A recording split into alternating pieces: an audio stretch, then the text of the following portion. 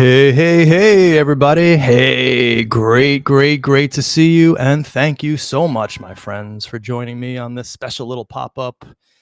Well, actually, this was one that I had, that I was, it was in the works for a while, actually. But I decided to do it today. Why? Well, because I woke up today to an Instagram message from somebody basically begging me to do this show. I mean, not exactly, but they were like, please do the show on Arlis Perry. All these Facebook fools are acting up again, and they're all into their conspiracy theory stuff again. Please do this show. So I decided to, well, put it together in the last hour and do it. It really didn't take me that long. So it's actually a very easy thing to disprove this Arlis Perry. All you guys need to do is do what I did, which is just read the psychiatrist letters. I mean, the answers are there. They've been there since 1979. And in fact, I feel like a total and utter fool for believing any of this crap in the first place.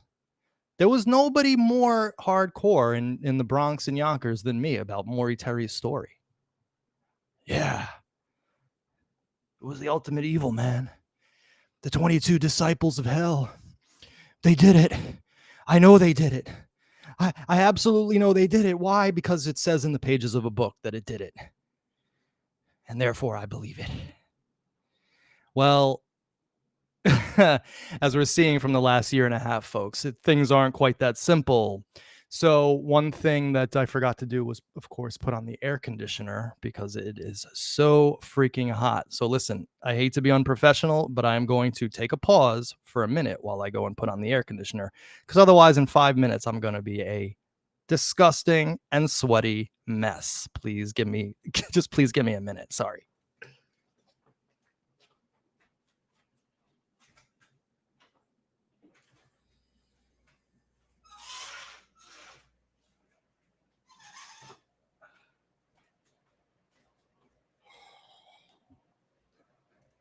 All right. So now I got that going on.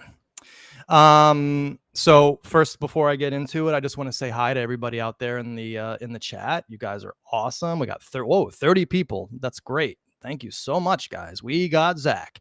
We got Peter Capanolo, who I haven't seen in a while. Great to see you, Peter. We got Nico's Moss. We got Gary.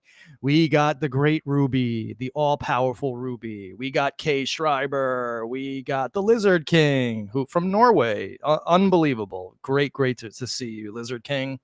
Glad that you can join us. Dave Moth, Moet, always John C., Tracy, everybody. Tracy in the house here. We're doing a show on Monday. Tracy Dupay. You'll see her in the chat. We're going to be doing that with Eric, Patrick Lewis from Ethiopia. Well, Gary and Maureen, the gang is all here. So why don't we just get started? So what are we talking about today? Well, we're talking about the ridiculous hoax that Maury pulled on all of us gullible youngins before the days of the internet, where we had no clue what the hell was going on. And we had to like believe this guy because we thought he was full of integrity. Even today, there's posts. It's hilarious to read them. If you read comments in some YouTube sites, they're like, the integrity of Maury Terry was unmatched. This was a man of principle who dedicated his life to a story no matter where it went, and took all the ridicule and demonization by the police and the media. Well, maybe he was being demonized by the police and the media because they knew something that we didn't. The police especially. Why? Because they had all this material that we're now working with in 2022. They had it in the years 1977 to 79. Okay? And that's why they've been telling us this whole time, Maury Terry was full of shit, guys. But we didn't want to believe it. In fact, nobody even wanted to believe me. After a year and a half, it took these Queens DA dumps. I'm glad it happened. I mean, I'm super glad it happened because my video series has been vindicated. We've been relegated to the top spot in the Son of Sam world. And no, it's not possible, Elizabeth, that he was misled. Absolutely not. Go watch my journalistic malpractice show, and you'll get an answer as to that. He purposely and with malice aforethought, in my opinion, knew all of this stuff beforehand and printed it anyway. Okay. All right. So, Arlis Perry. Let's just get into it, shall we? The Arlis Perry connection exposed. So, thanks, Fallout Zone. I appreciate that. I actually got a haircut the other day, and it was such a bad one that I had to fix it myself in the front, which you can kind of tell I did. But hey, that's just the way it goes. I mean, so it'll grow in nicer. But anyway, the Arlis Perry connection exposed. All right, so let's just all admit it, guys. Let's just all get this out there. Let's have our confession first. We all believe the Arlis Perry story. Okay, believed. Maybe some of you still believe the Arlis Perry story. Okay, maybe some of you who are coming to me from the Maury Terry Facebook page, you gluttons for punishment and abuse, you masochists who just love being lied to, manipulated, bullied, and abused. You seem to love it. So anyway, maybe you're here to make fun of me. Okay, that's fine. Let us talk about Arlis Perry. So let's just admit it all to ourselves. We all believe the Arlis Perry story. And what was that Arlis Perry story? Well, in a nutshell, we all pretty much know it.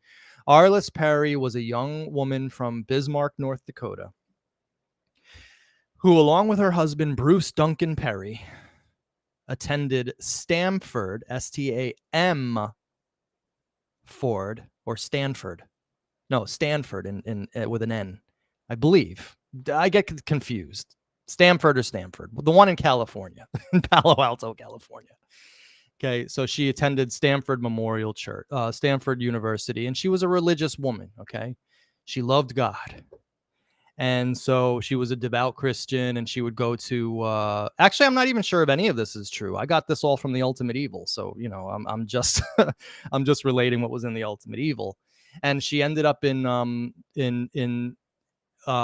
Stanford University, where one night she left very, very weirdly. She had gotten a visitor from somewhere. No one knew who it was. And then she went to the church telling her husband she was going to go pray or something. And then the next thing they know, they find her dead the next morning in a very weird pose.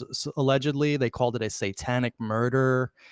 She was found posed with objects placed in certain areas, which we're not going to get into on this polite topic board today, or whatever the hell you call this podcast. You could use your imagination. Shades of Leslie Zarrett, in fact. And so this was a mystery. No one knew who did it.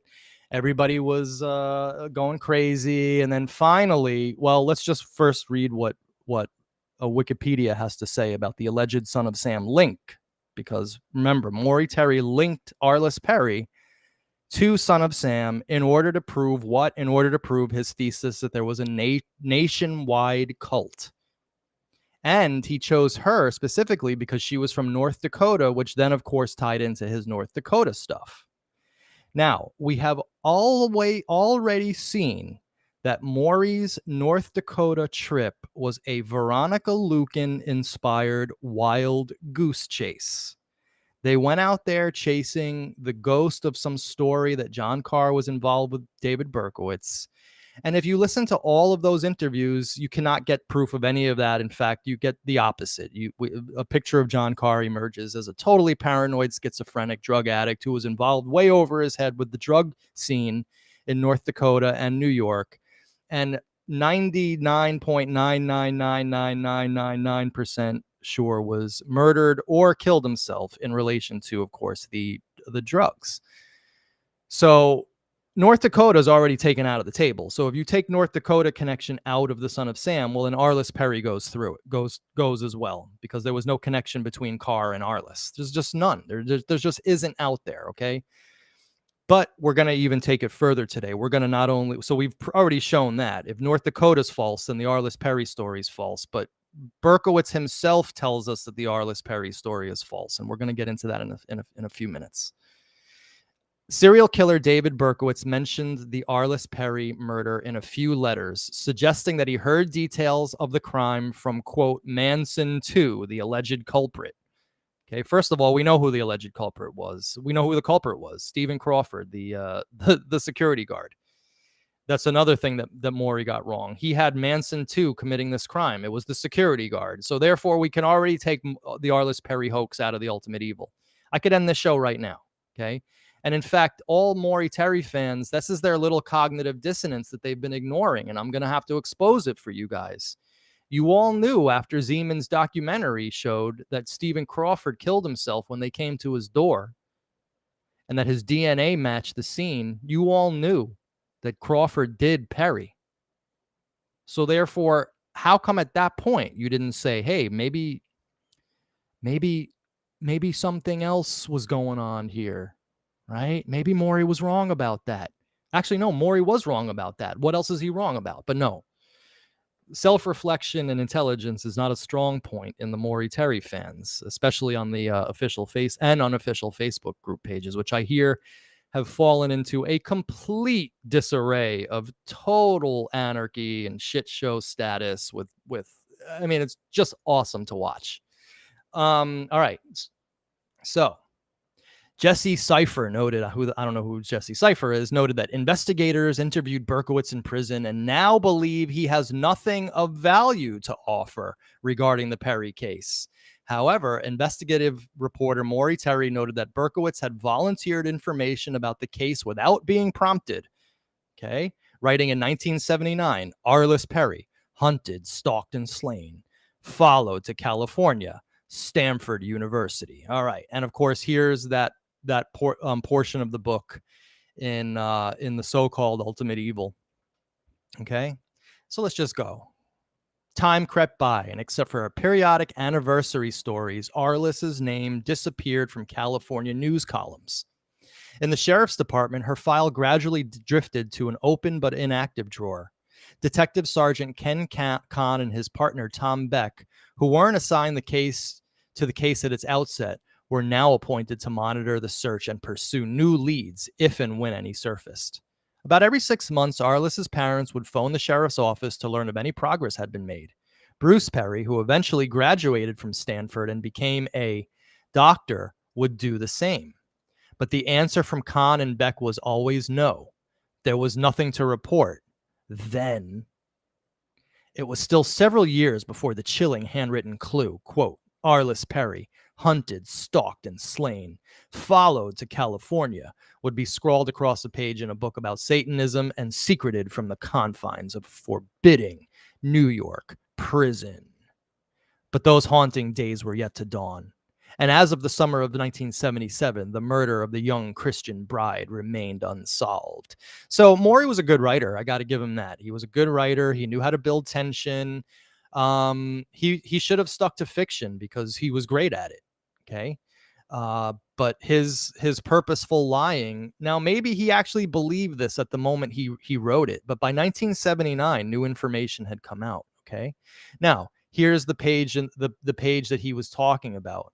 And big thanks to the 53 people watching now. I appreciate it, especially at such short notice. I just was requested to do this today, so I put it together. I hadn't planned on doing this for a while, but it actually is important. And this doesn't really fall into any other category of show, Manny Monday or Psychiatric Sunday. So I figured a pop-up would be good. And this has been on my mind for a while, ever since I discovered this a couple weeks ago.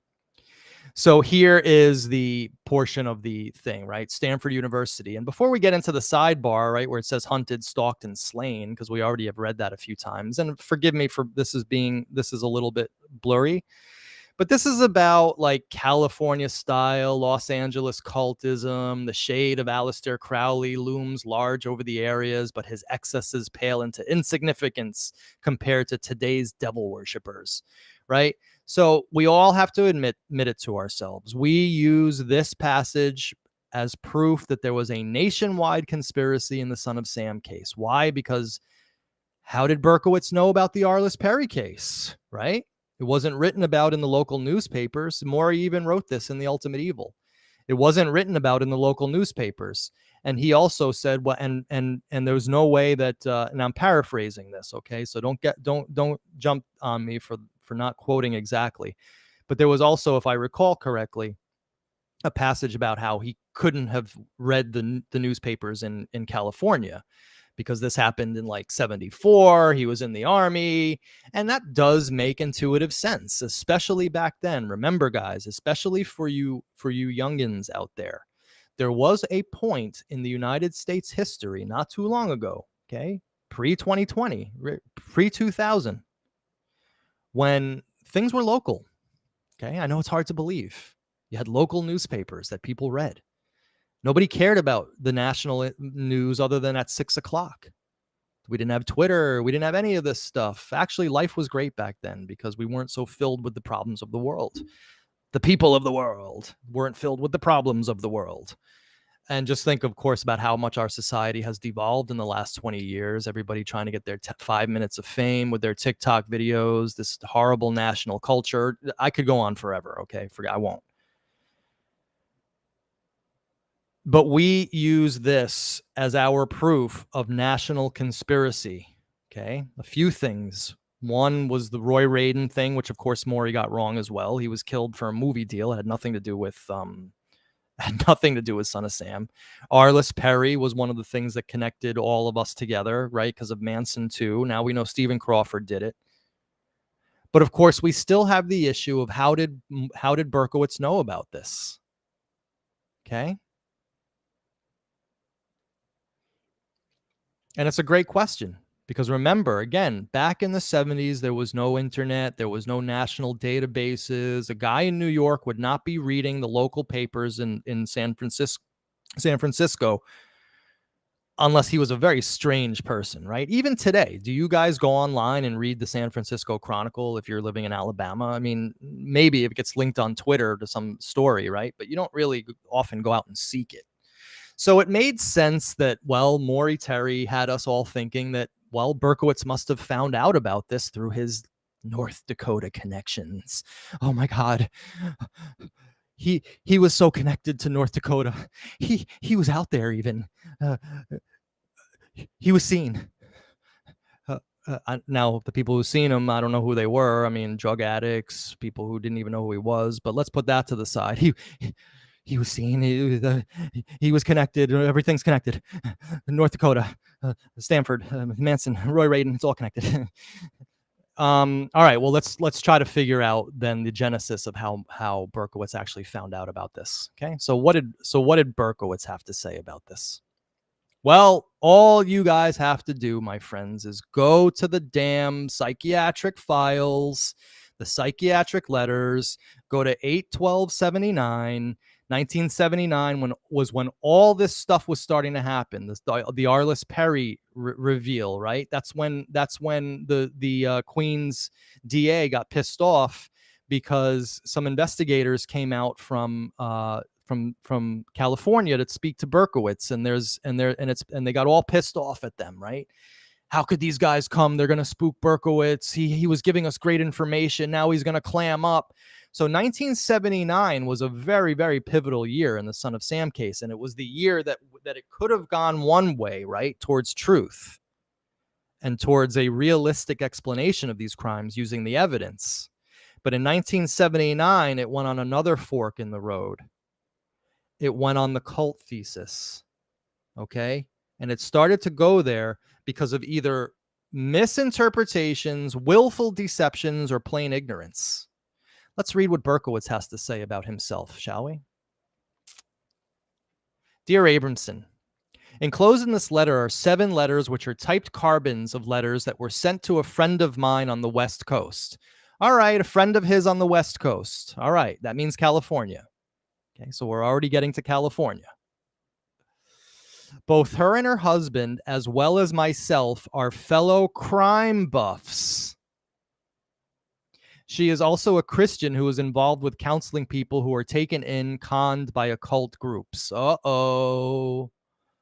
So Berkowitz is essentially saying here that he is a member of a little club that includes friends of his that are all crime buffs. They love true crime. And they're involved with Christians, people who are taken in by occult groups, conned. Lately, all three of us have been and from the West Coast, by the way.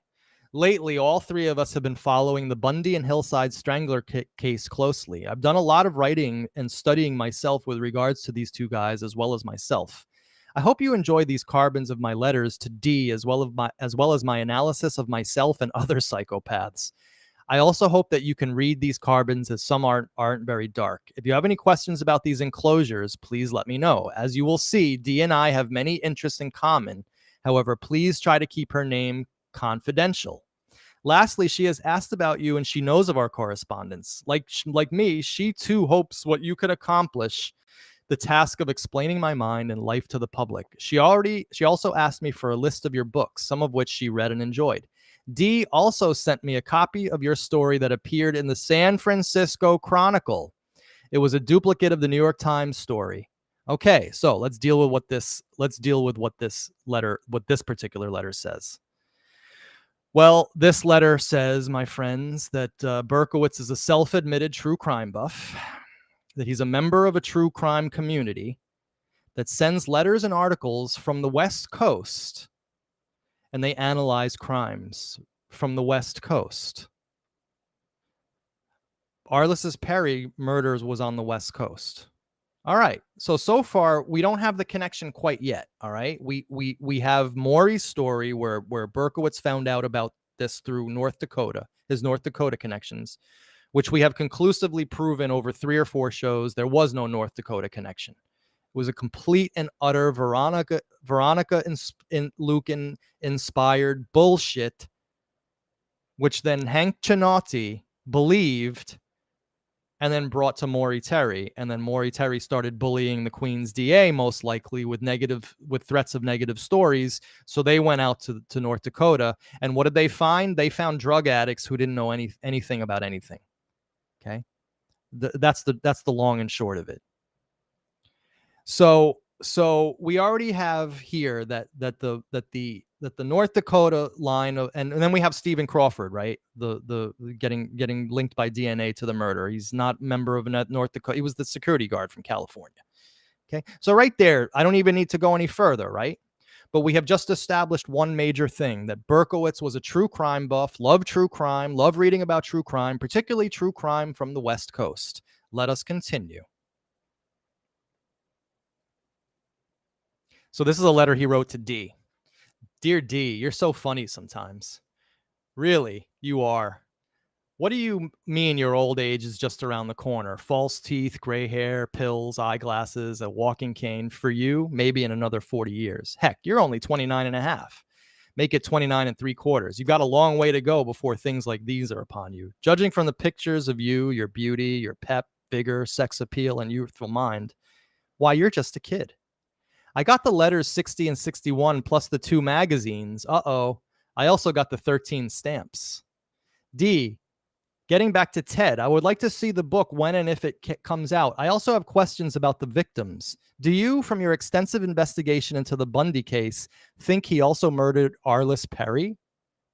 She was the teenage girl from California who was found slain and left on top of a church altar somewhere in that state. I would also be interested in knowing about the victims, such as, were any of them true Christians?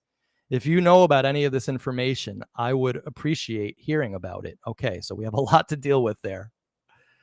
So he doesn't know the first thing about Arlis Perry. Okay. Do you think, he asks if Ted Bundy killed Arlis Perry? So from reading this, okay, now he doesn't come quite out and say it explicitly, but don't you get the impression that that Arlis Perry was in one of these detective magazines that he read about?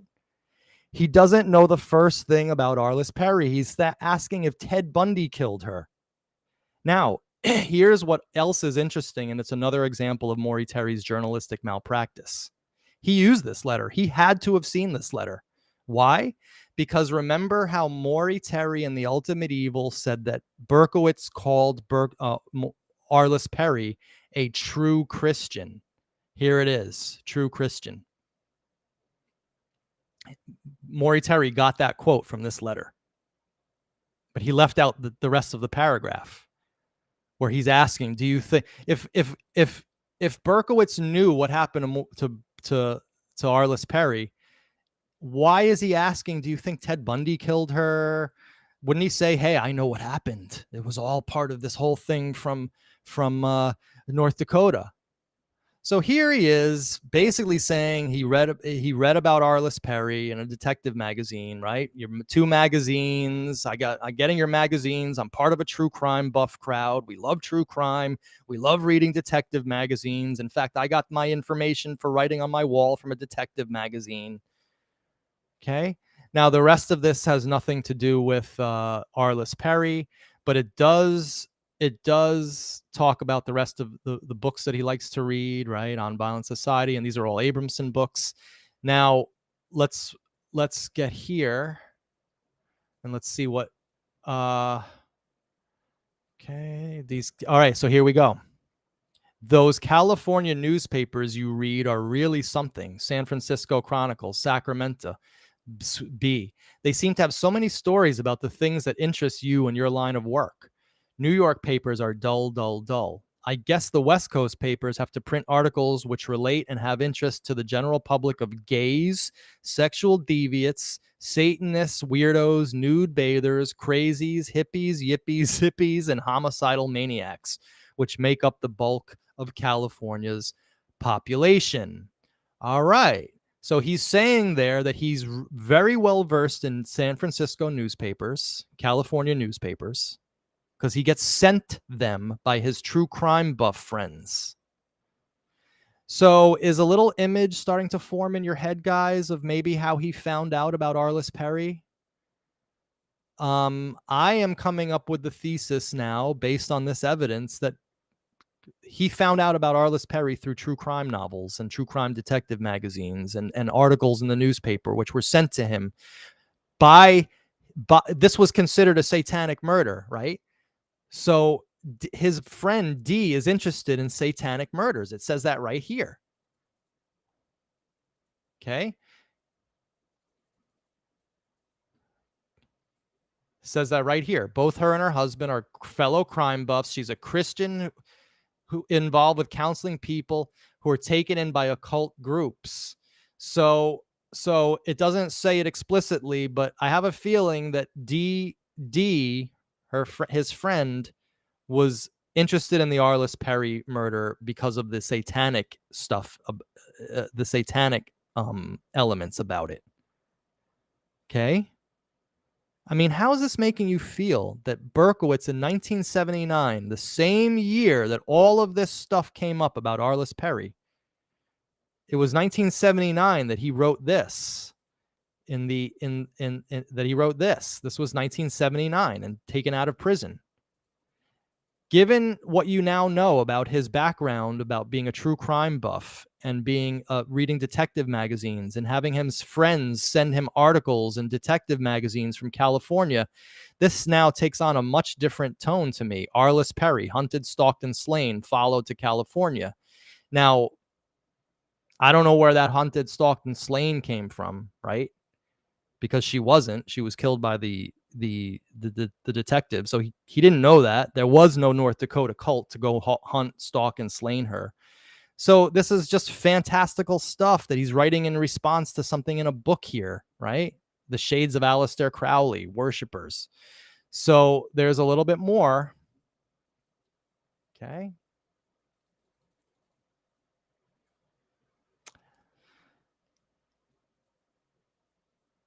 You had sent me the articles from some West Coast papers and the Stars expressing the theory that 6 or 7 of those women were slain in California was done by an occult killer. Okay, now this is about Bundy.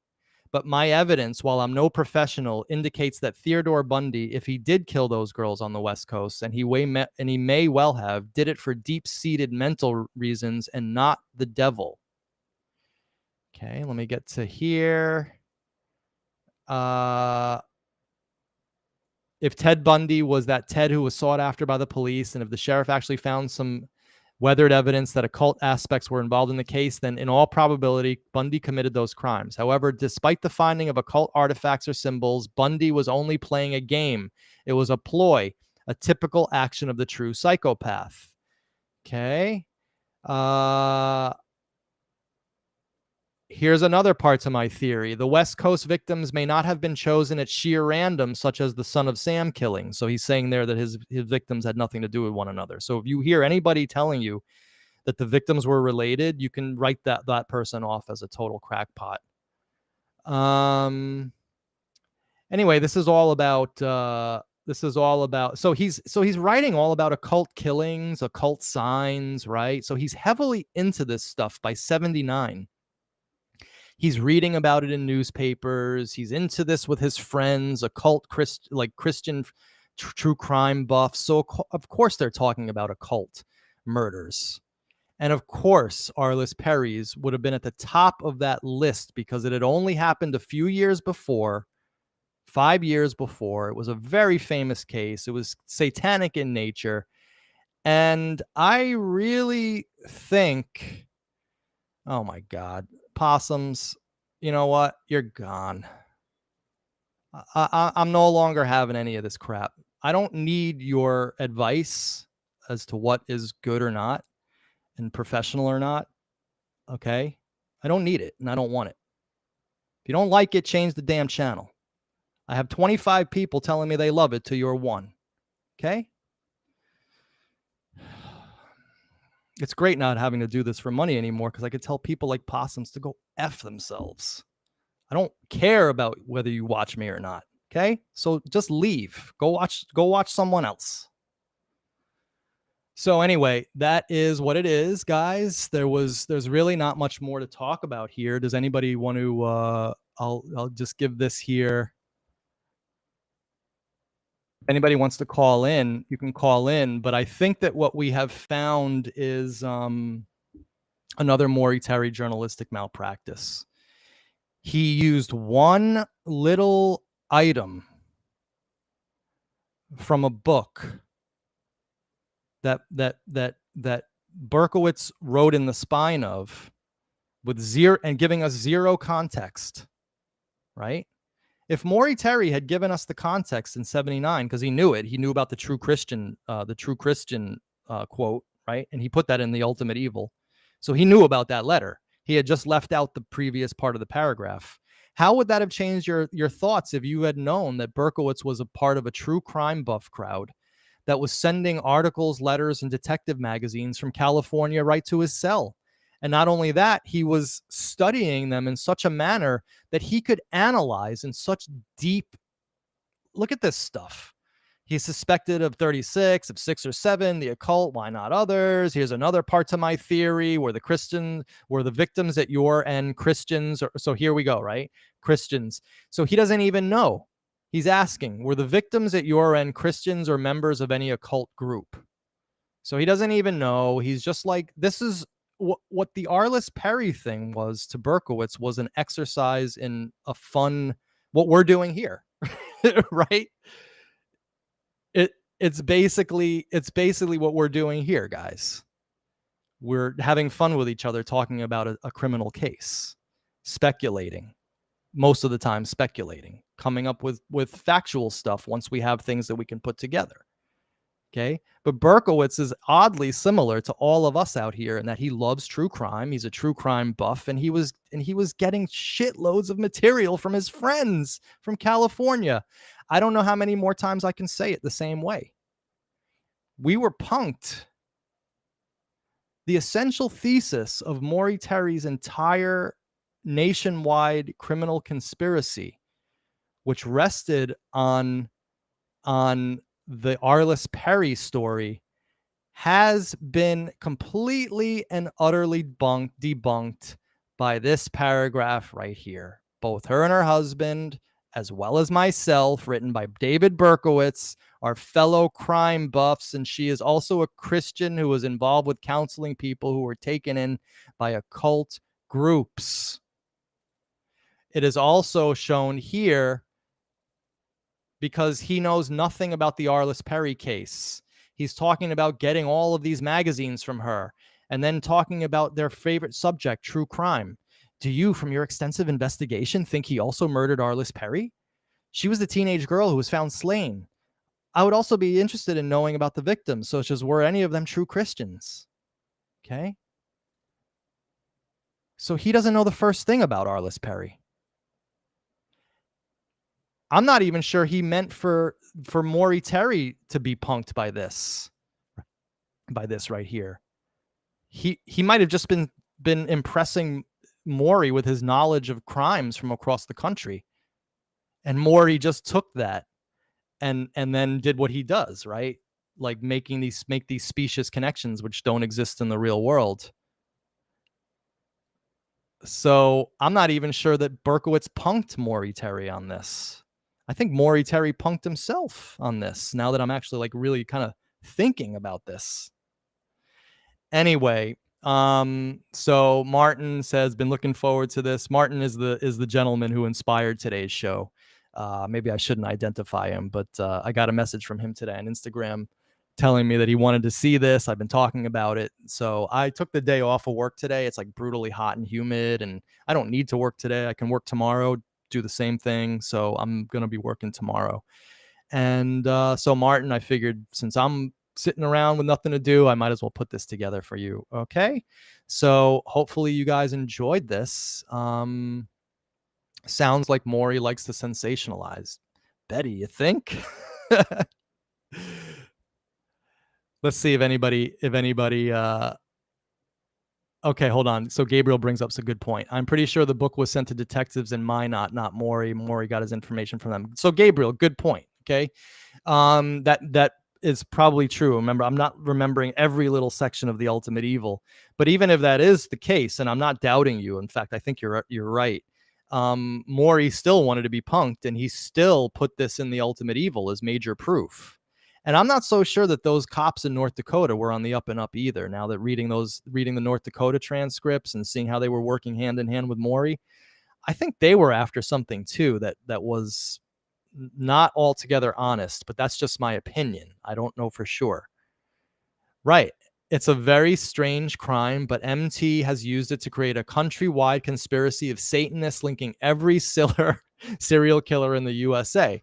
Talk about a stretch. Well, now, Martin, he didn't really do that. You're exaggerating a little bit. He only connected it to the Son of Sam crimes, but still, your point is a good one. Okay, let's get to some of these other things. And please, if anyone wants to call in, let me just put the in the chat. There you go. Okay, but let me go back to some of the other things here. Security guard was a sick freak who may have been involved in or left evidence after the murder, but was not the mastermind. Primary perpetrator appears to be a Thelemite. Well, who is that? Because they haven't named this person yet in 45 years. So, Elizabeth, who is this other perpetrator that you speak of, and how do you know they're a Thelemite? Again, we need proof now. We're not conspiracy theorists here. Even though, listen, it's funny. I read a comment the other day that, Manny, he's such a liar. He says he's not a conspiracy theorist, but then he believes in the 9/11 conspiracy. Yeah, that's you don't have to be a conspiracy theorist to believe the obvious evidence-based truth that 9/11 was an inside job. I mean, it was obvious the day it happened. I go back to the Oklahoma City bombing as an inside job, showing you how long I've been on that train. And I was a total conspiracy theorist coming into Son of Sam. But Son of Sam actually shows me and has proven to me has matured me a lot, actually, as a human being. Because now I see how ridiculous true crime, when people put in conspiracy theory into true crime, it's just so totally and utterly ridiculous. There are people still doing it to this day on Son of Sam. I mean, it's all they're doing is slitting their own throat. Okay. Because there's no proof of this crap anymore. So anyway, so Brian McCracken named him. So, okay. So who is he? And who's Brian McCracken? And does he have a brother named Phil? That's all I have to say to that. Elizabeth, sorry to be so glib about your thing, but we need names, not Brian McCracken. Okay. Brian McCracken doesn't mean anything to us. All right. What was the security guard's motive? I don't know. The simple fact is I don't really care about the Arlis Perry killing. I mean, it was unfortunate. But if I'm going to sit here and worry about every murder in the United States, I'm not going to be able to get up out of bed. So Arlis Perry, I mean, I don't want to be so flippant about it, but who cares? That's not none of our concern. Arlis Perry has nothing to do with Son of Sam, and we have just seen that that Maury Terry completely and utterly, again, selectively edited what he put in the book, and purposefully, in my opinion, left out things that might have shown a completely opposite story. All right, guys. Well, listen.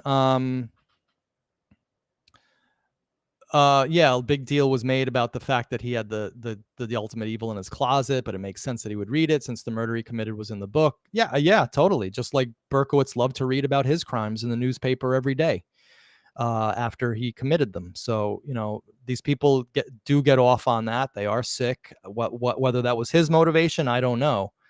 But in either case, McCracken, Phil Caponolo is saying that McCracken sounds like a nut. All I know is that every time I hear the name McCracken, I just think Phil McCracken, and I can never take it seriously. So, all right. Well, listen, no one's calling in. So I think we're going to leave it there. And yeah, I don't like to just sit here and do nothing. Anyone want to call in? All right. So that's basically it, guys. You have seen the letters, and let me just show you them again, to show you the dates. 8/12/79. You can go to that date right there. That's in the psychiatry letters. Okay, 8/12/79. This one I'm not sure what the date is because I only screen. Oh wait, yeah, 8/12/79. So 8/12/79. He talks all about Arlis Perry, all about his love of true crime, his interest in being a true crime buff, reading detective magazines, getting newspaper articles from the West Coast about Christians. Sounds an awful lot like Arlis Perry to me, guys. So we got some great stuff coming up for you. Sunday, we got Psychiatric Sunday with Eric, where we are doing How I Did It, Part 1, which is going to be a great show. Super looking forward to it. And then on Monday, I have a feeling that we're going to have a really good one. We have Tracy Dupay joining us for the second time. And Eric Galati is going to be my co-host on that because I just have a feeling that Eric... Well, I don't have a feeling. I know as a producer that Eric brings a certain sensitivity to this that I just don't bring. So I want him interacting with Tracy more, with Tracy for sure on this. And we are going to look at about a dozen photographs of her and her family from the old days, of course, showing her father. And we're going to be looking at the Dupay stuff in the Queen's DA material. I have a very bad feeling about. Well, I'm just going to leave it hanging in the air. I have a bad feeling about Maury Terry and the Andrew Dupay story, and we will just leave it there. Okay. All right, guys. Well, listen, this was a great show. I'm very sad that no one called in. In fact, I'm going to be sad the rest of the day. No one called in. But such is life. All right, guys. So listen, thank you so much. Excellent show. We've just exposed another bit of Maury Terry bullshit. It's not the end. I'm going to be doing the Trudy Zeke files pretty soon, where we're going to expose this guy for the hack that he was, sending all his people on wild goose chases, asking himself questions as Trudy Zeke to Maury Terry, Maury answering Trudy Zeke, all this weird shit that he was up to. And I don't understand why anybody at this point followed this guy. I mean, again, bunch of masochists. All right, guys, we will see you at the next show. Thank you so much.